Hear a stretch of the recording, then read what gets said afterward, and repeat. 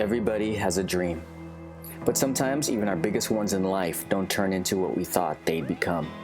Raised in a tough neighborhood by a tougher, loving mother, young Joe Smith becomes the National Basketball Association's #1 draft pick. Full of hope and determined to win, Joe's pregame ritual would be scanning the arena seats for the father who abandoned him. But Joe's relationship with his own son is threatened as well, as Joe travails through the triumphs, tragedies, and temptations, playing for a record 12 teams in the unique underbellied NBA universe. As Joe gets one final shot at his favorite team growing up, he discovers that the worst thing is to lose, not in sports, but in the game of life, with the potential loss of the ones who truly love you. We now join part 2 of Joe's candid conversation with filmmaker Walter Richardson about a superstar turned journeyman, an everyman like us, simply trying to find the way home. After the Timberwolves, where'd you go? Detroit. You went to Detroit. Yeah. So for a year. When they forced you to go to Detroit. Detroit. Where's your girl and your son at?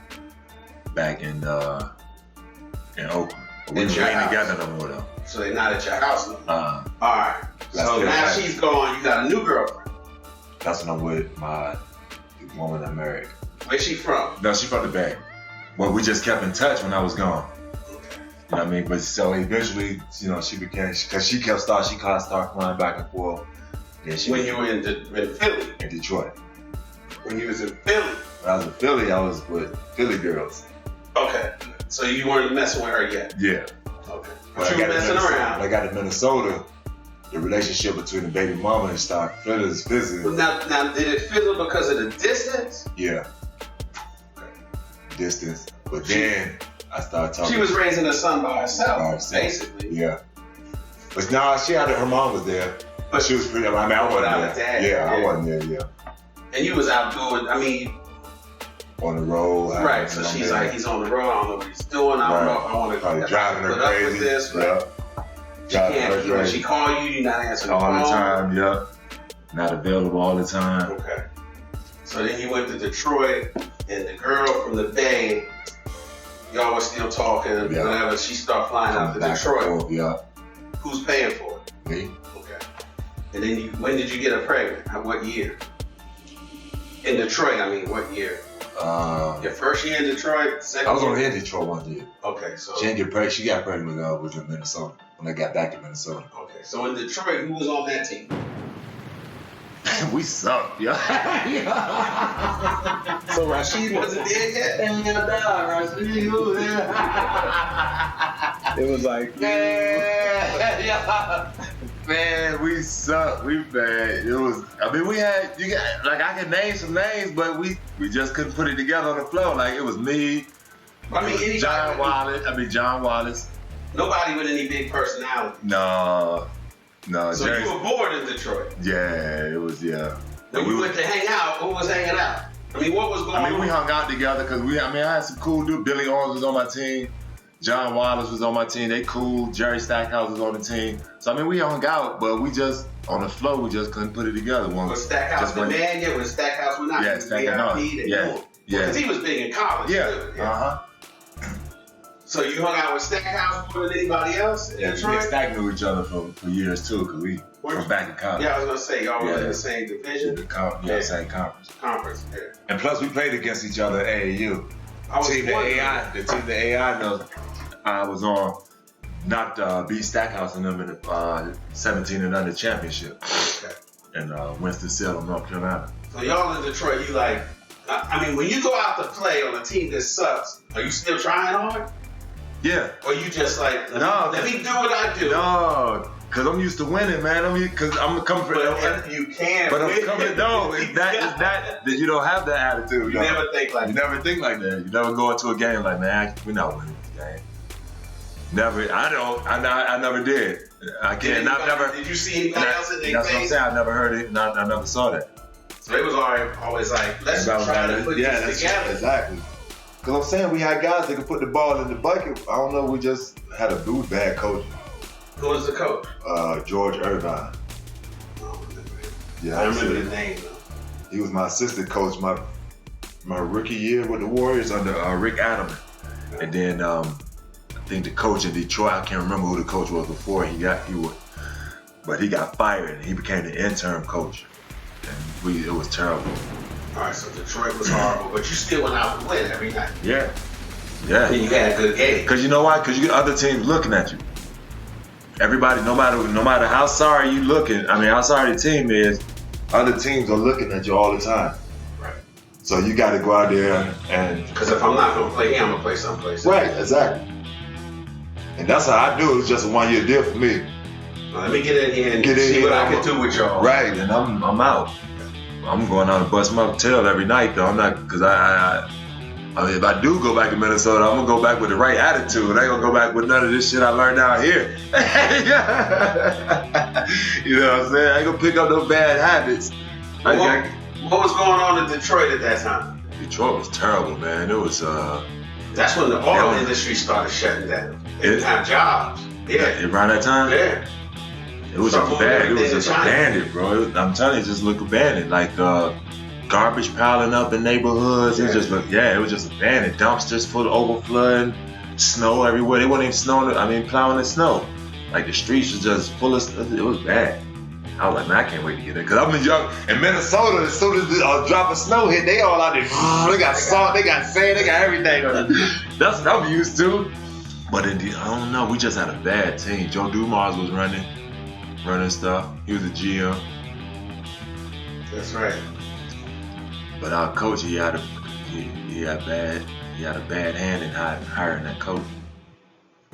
Anything happened in Detroit that you remember, like that kind of defines what Detroit was?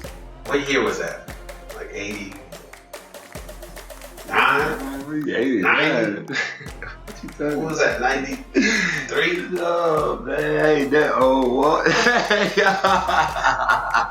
That was about. I just throwing numbers out. That was like 98, 99 or something. Oh, wow, really? Yeah.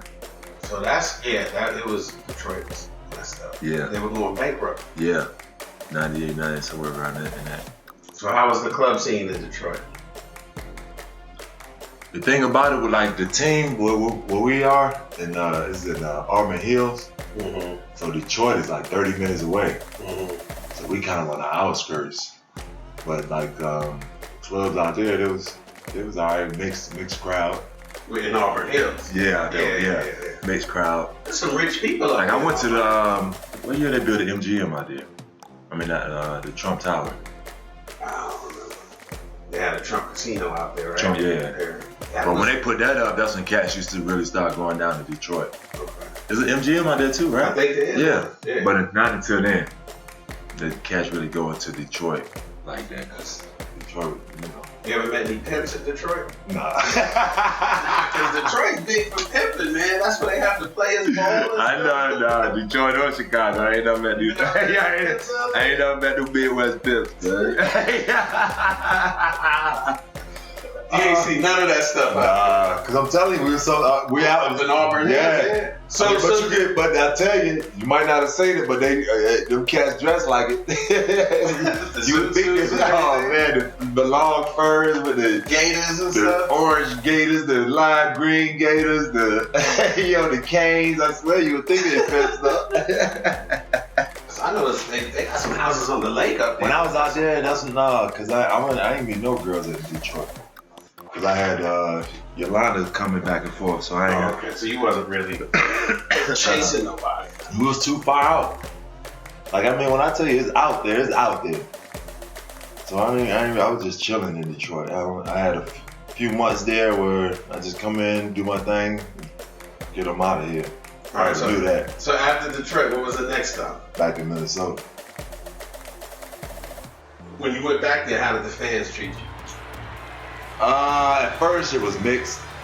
At first it was, I had some support, but then I had a bunch of fans, still the same, worried about the same contract. We can't get in the draft. Right. But Marbury was going then. Yeah, Marbury was going. He was going New York before I left. Before you left. Yeah. When I got back, we had Terrell Brandon was our point guard. Yep. And KG was still was all 3. Was Sprewell? Sprewell played for Timberwolves. He wasn't there yet. Yep. We had Anthony Pillard, Terrell Brandon, Wally Zerbiak. Did you live in the same place? I mean, what you? No, when I went back at this time, like my girl, we staying together now. A girlfriend? Go back, yeah, for the bank. So we moved together. We staying together. How many kids you got with her now? How many? She has her daughter. Okay, so she brought her daughter to come live with you. Yeah, she has and your her son. daughter. And then my son, Cameron. Okay. My second son now. Right. Yeah. Right. So y'all living in Minnesota. Yeah. She came to live with you. Yeah. Okay. So I'm gonna skip around for a minute. Were you in touch with your dad yet? Nah. Once I got drafted, I didn't never get back in touch with my dad. But you said you did. Now once Towards the end of your career. Towards the end. Yeah. That's why I didn't know if it was. No. It's, matter of fact, it's the second year when I got back in Minnesota. That's the year he passed away. So yep, it was that year. So that year you came back from Detroit. From Detroit to Minnesota, yep. Who got in touch with him? Actually, he got in touch with me. He wrote me a letter. He wrote a letter. Where did he send it to your mom, right? Yeah, to my mom. And when she came out for a game, she brought the letter. So I read the letter. What did the letter say? I mean, he just pretty much apologized for not being around and, for everything that just. Was it handwritten? Yeah, handwritten. He wrote. He wrote, yeah, handwritten. And it was like 3 pages, just apologizing and just telling me that he don't want nothing from me, but he want to just try and work on our relationship. You still have the letter? Nah. Build our relationship. We want to, try and, make things better or whatever. Did you throw the letter away? I just don't know what happened to it. Did he ever say that he saw you playing? He never said, you know what? He was supposed to come to a game. No, I mean on TV. I mean, did he ever say anything about, I followed your career? Yeah, nothing like that? He did say he was proud of me, though. He never said that he watched or anything. Nobody said he was proud. Which means he watched? Probably, more than likely, yeah. Did he try to blame your mom? Nah, you know how some dudes are like, and that's one thing, and I think that's one thing that really, one reason why I really never had a bad vibe about my dad, because my mom never said anything negative about him.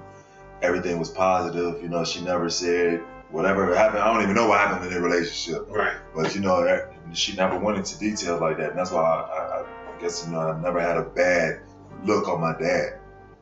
So anytime, like I told you, anytime he came around, I was happy as hell to see my dad. Because, my mom, she never put anything negative out there. Even when he was doing bad. Right. She never put anything negative in my ear. Right. My brothers and sisters, they older, they might have seen things. But, they knew stuff that you didn't know. Right. So, in the letter, did he say, I'm dying? I'm sick? Nothing like that. But he was sick. He died from a heart attack. Oh, okay. So he didn't know anything was coming. Did he have a heart surgery prior to that? No. You know what I mean? Did he have a valve or something? From what I know, he was fine. Okay. Yeah, he was fine. So he didn't do it out of guilt or anything. I mean, he was guilty, but he didn't say, I'm getting ready to die. Yeah. No. From what I know, he was fine. So where'd you read the letter at? I was in my apartment in Minnesota. Your mom was there with you? Did she ask you, what does it say, or did she already read it? I think she ain't asked me what it said, but she kind of had an idea. She said, what do you think? Yeah, we talked about it a little bit. What was her opinion about? Anytime I talk to my mom, she always leave it up to me. She'll, do you want to? How you feel about it? You just let me know, and I'm with you either way. You got my support. That's how she was. That's pretty deep, man. After he just walked off, right? Know. I mean, that's what I'm saying. And she never said anything negative about it. I don't care what might have happened or what might have broken their relationship up or what. She never said anything negative about him, and that's why I kind of always wanted to, especially when I got older, I kind of wanted to, just to sit down and I don't want to bring up anything about the past. Just sit down and chop it up. Figure out who my dad is. Yeah, exactly. Well, yeah, who am I? You know? So, after the letter, did you talk to him on the phone? Yeah, we talked a couple times on the phone. We was maybe a month before we was scheduling a game for him to come see. And who was scheduling? You and your girlfriend, like getting the hotel and tickets? I mean, he's gonna stay with you, I guess. Yeah, I mean, me and my just me and him. Okay. He and I, we were scheduling the game, and like he was still working. Yeah, he so was. He had to schedule around his job. Okay. What did he do for a living? At that time, he was a security guard. I don't know. I can't remember where. I don't know where. Okay. So y'all were working it out. Yeah. When you first talked to him, what did you say? Shit, what's up, Pops? I mean, really? Yeah. What what's up, Pops? I mean, he was like, I think I could tell he was kind of nervous a little bit because of, you know, not knowing what I'm going to ask or whatever. But I mean, it was, like I said, I never wanted to ask anything about my child. You know, that's over and done with. My thing was just moving on, so I just tried to keep the conversation about, you know, positive. And how many years had passed before since you seen him the last time? Since you was like 13 or something? Yeah. And now you're like 26, 7? About 25, 20, yeah, something like that. So on the phone, y'all got along. It was cool. Mm-hmm. Everything was cool. So you're trying to schedule a trip for him to come. He's gonna come out by himself. He's gonna come with his wife. By himself, just to check out the game, you know, and then go right back, whatever. And then how did when's the last time you talked to him?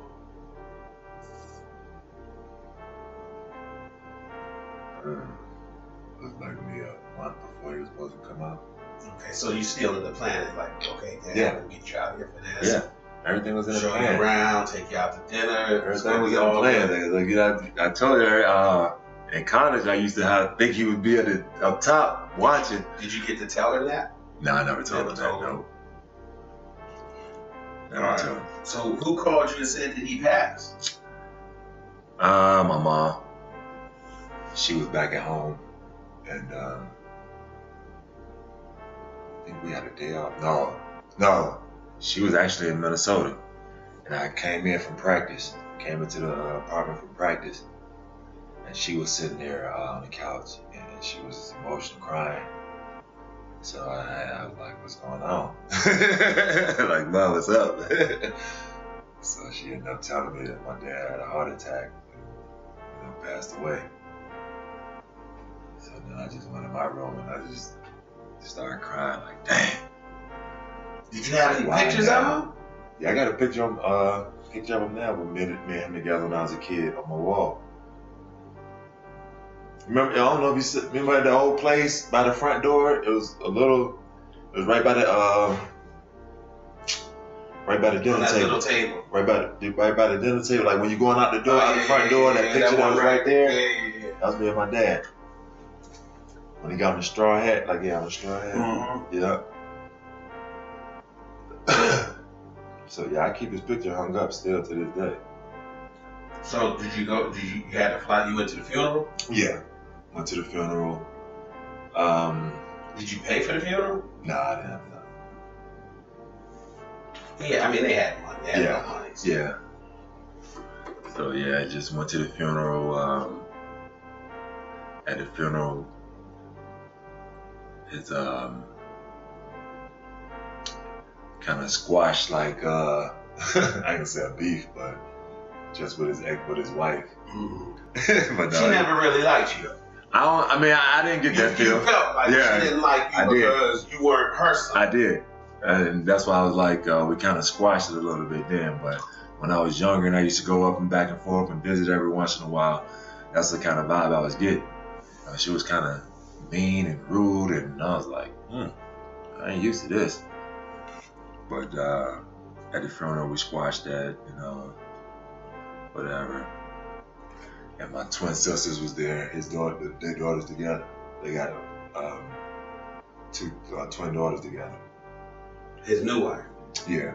So my twin sisters, my step sisters. They was there.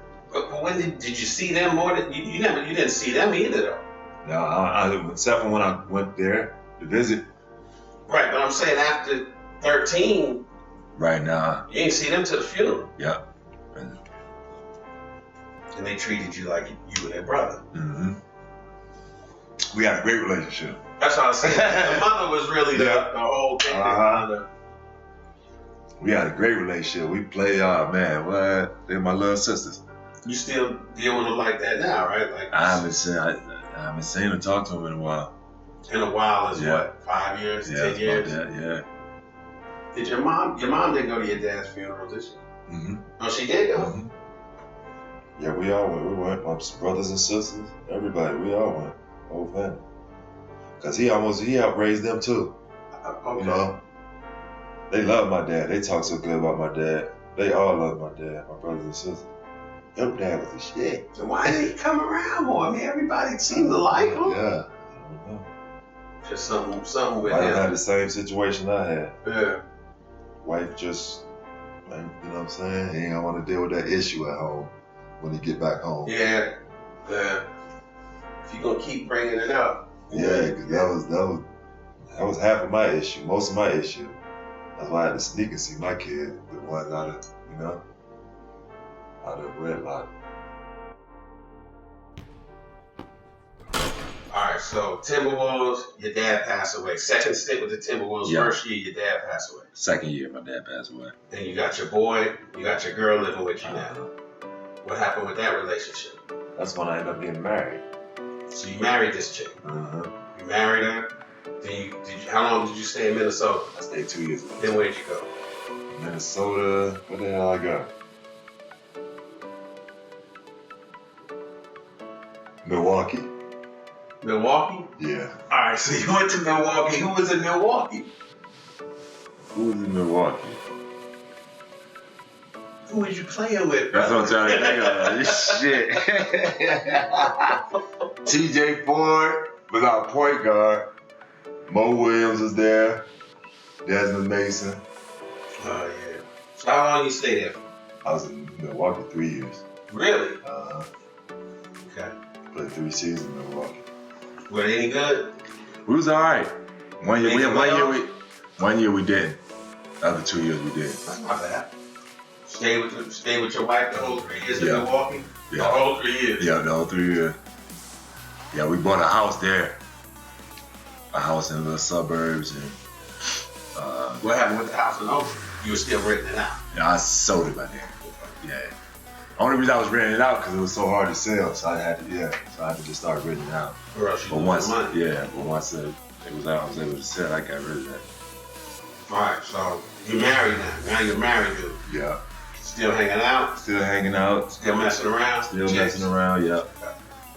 Did you get anybody pregnant while you were married? Yep. Okay, so is that what broke up the marriage? Later on.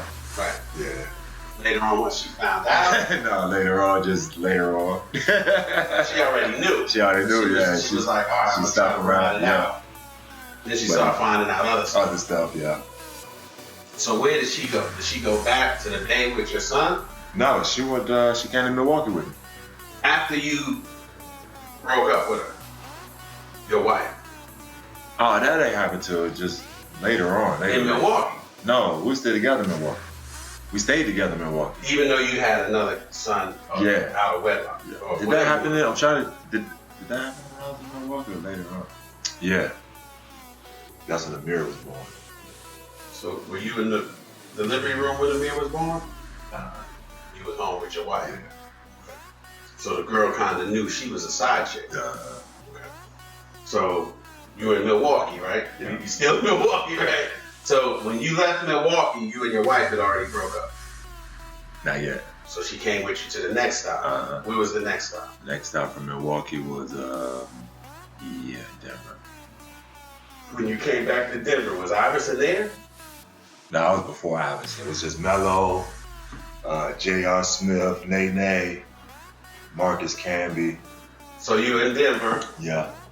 Team's pretty good then. Yeah, we ain't bad. We all right. Yeah. We all right. We ain't as good as we should be. No. But we all right. Well, now, were you not as good as you should be because dudes weren't putting in the work? Nah. Did Melo have a good work ethic? Yeah, we practice hard. We play hard. We practice hard. Did you party hard too? Nah, not really. Melo was with Lala, so it wasn't too much partying like that. But it was we just, I don't know. The chemistry wasn't right. Plus, y'all had, I never liked that coach. People liked him. George Karl? Yeah. I Yeah. never liked it. The chemistry wasn't right. And like they was bickering. Melo, George Karl was bickering. J.R. Smith and George Karl. Everybody, George Karl bickering. It was a power. Like, you got Melo, Nene, whoever else is on the team. Right. It's a power battle. Power struggle. But okay, so you're on the team. Mm-hmm. You see this power struggle going on. Do you ever try to like, hey guys, we got to work this out? Because you kind of got a leader mentality. Like you're the voice of reason. You know what I mean?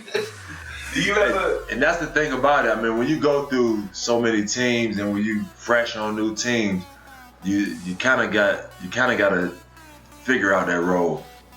You know what I'm saying? And some teams you figure it out right away. Some teams it takes you a while.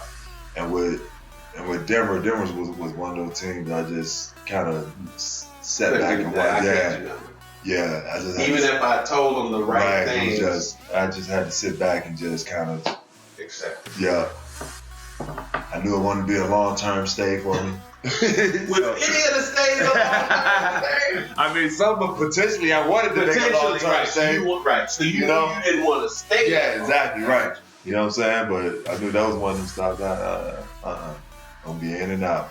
All right, so who you with now then, wife-wise? Yeah. Still with wife? Yeah.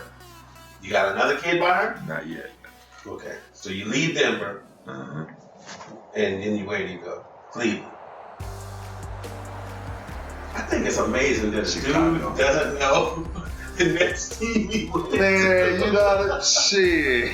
Yeah. I think it's almost amazing. How This can dude you is say here that? like, Man. let me see. You can ask any player that's been traded a lot of times. You've been traded a lot, but I just would think that you got it in chronological order. I don't think about it like that. I don't think about it every day like that. Right. You're like, it was a business. I worked here. I worked here. I worked on that project. Oh, yeah, I did a couple right, yeah. You know. Right. So when I do get asked, I got to think about it. I'm like, oh, shit. That's funny. So that was Chicago. Chicago? You played for the Bulls? Yeah. Who was that? Here for the Bulls. Scott Skiles was the coach. Kirk Heinrich, Ben Gordon was the guards. Joakim Noah was a rookie that year. Who else we had? And you stayed in the NBA a long ass time. Chris Duhon. 16 years. You was in there from when Spree was And you heard the names change? Noah. He was like, hold on, cuz you went from Hakeem, a dream, to Charles Barkley, to motherfucking Hakeem, Joakim Noah. Yo, but my point is, you gotta have, you know what type of talent as you're getting older, you have to have to stay in the league. Right, exactly. To stay in it. Yeah. Yeah, because the game changed now. They changed rules. They changed. I mean, they made something like, look at the way the game is You went from when you was able to hand right, check. exactly. I went through the whole game change process. From physical play to now where you can't touch nobody. I went through that whole process. Every year they changing the rule. Because the Knicks was beating people up and there wasn't no foul call. No foul. Oakley, Anthony. They used to beat, that's what Jordan, they used to beat Jordan's ass, the Pistons did. Right. No foul. Okay, so you went to Chicago, they drafted Noah. Did you try to help Noah learn his position? Yeah, he was my rook. Okay. Joakim Noah was my rook.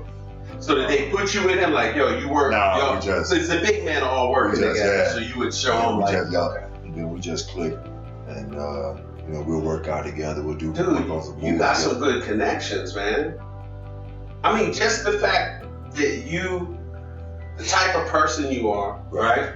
Calm, collected, kind of stay to yourself, don't really get nobody's business, right. You know what I mean? but it's like a real, like a nice person, you know what I mean? You've made, I'm sure if I walked you into any arena, oh, that's Joe, hey Joe, what's up? Like, you know what I mean? You know, You don't have no real enemies. I don't. That's why I go back to the image thing with AI. You know what I mean?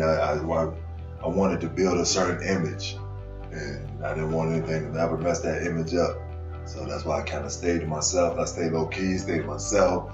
Because you start building all these people, bringing all these people. Next thing you know, they do something wrong, and it ain't gonna be their name they put in the paper.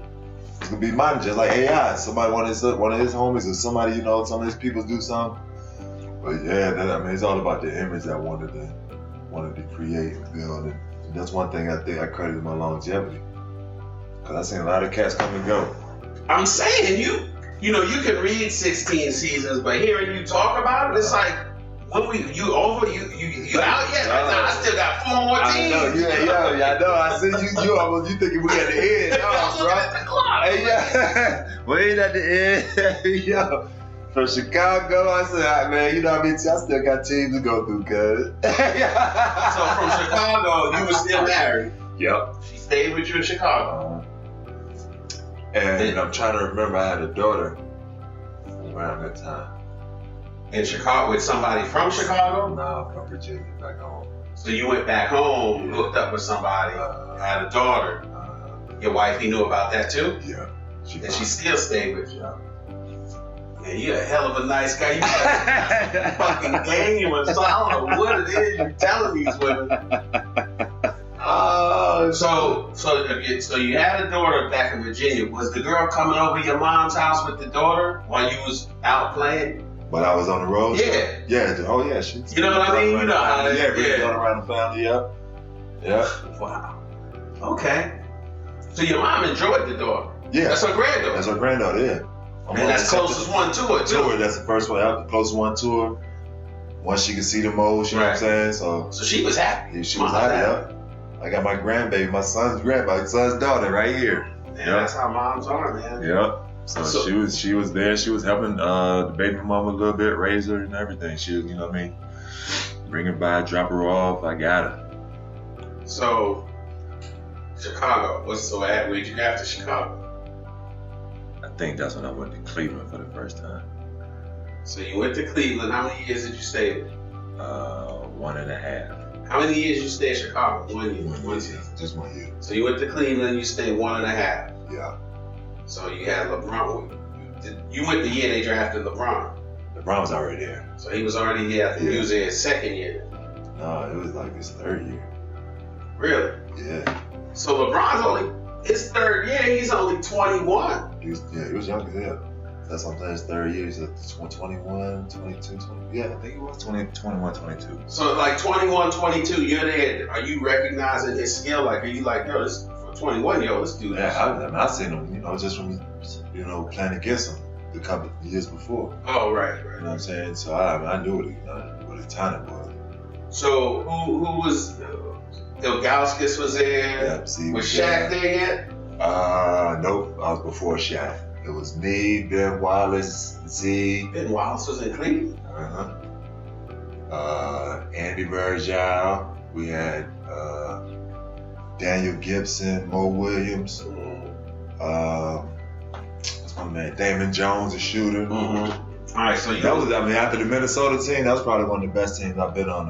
Like as far as y'all made the playoffs. Yeah. We won like 60 games or something like that. But as far as like chemistry and everybody hanging out and everybody tight, having fun out there on the floor, that was probably besides when I left Minnesota, that was the best. So chemistry does play a lot into winning. Yeah. Because if you don't like each other, you ain't gonna, you know what I'm saying? You ain't gonna play as hard as you want to for the next man. Right. You ain't gonna put that extra effort on the line for the next man. And, you think he's gonna talk behind your back anyway. Right. He's like, I'll forget you too. All right, so Chicago, Cleveland, you still married. You had another daughter back home. Yeah. Did she ever write you and stuff, send you pictures of her? Pictures, yeah. All right, so you were still committed to it. Yeah. Okay. And then the girl back on the Bay Area, is she sending you pictures of stuff, or she's like... Call it. No. We still talk. So it's still cool? Yeah, because, I'm going to check with my son. I do got the child support case with the first mama, but... That's what Yeah, that was going on at the time. But it wasn't nothing ugly with it, though. I mean, She still talk to you and stuff? yeah, that's what I'm saying. We were still talking, and I mean, but She just said, I need my money. Right. Okay. So More than what you were already given her, or you weren't giving her nothing? nah, but I was giving her something, but she wanted something on me in writing, pretty much. All right. So, wow. Okay. So yeah, I was going through that at the time. Wife really wasn't tripping because that was my firstborn before we even met, so she really wasn't. Not on that. Yeah, so she wasn't tripping on that front. And on the other side, she was bugging about me having, a couple of other kids on the side. But was she hanging out with the other NBA wives? Yeah. So they prepped her.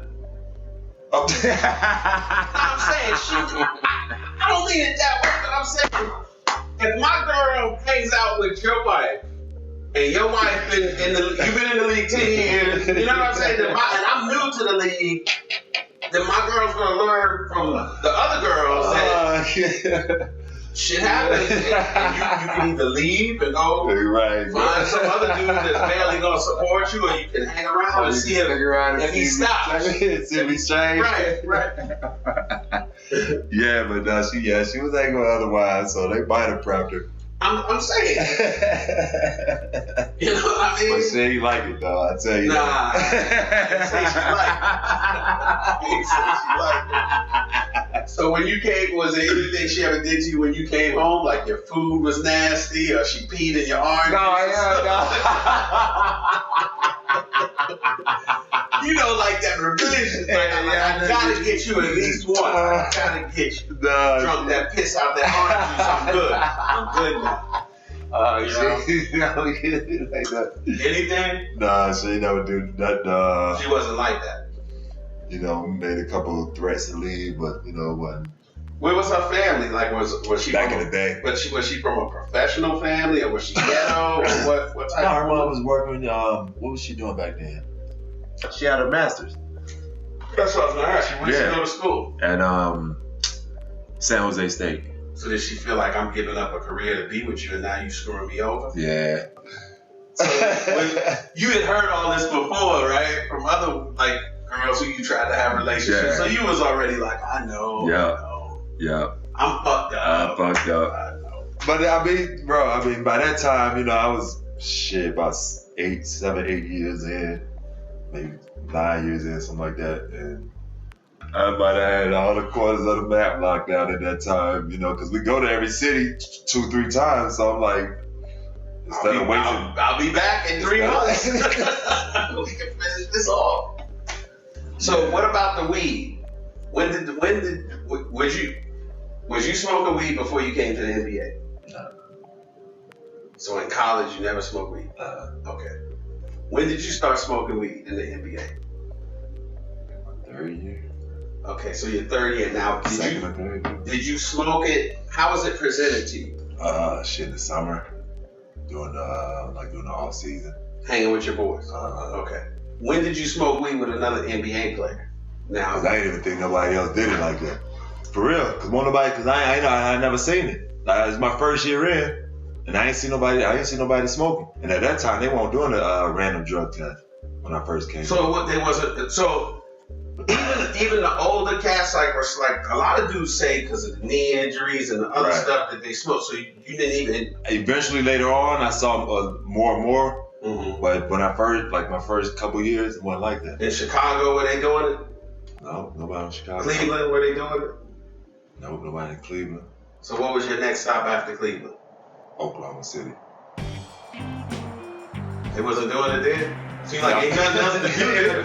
Man, no, they had young Westbrook and young Durant. Well, nobody smoking nothing but. Damn, you was still playing with that. That bitch said Ben Wallace. And then he come back with Westbrook and Durant. Damn, dog. Yeah, I played. Durant was his second year. Russell's first year. I played with them. Mm-hmm. Russell was a rookie, and we stomped them. This podcast series is produced by Walter Richardson and Kathy Berardi. For more information, visit upwardmediapartners.com. Associate producer and editor is Charlemagne Raffles. Writer is Doug Ward. And thank you for listening.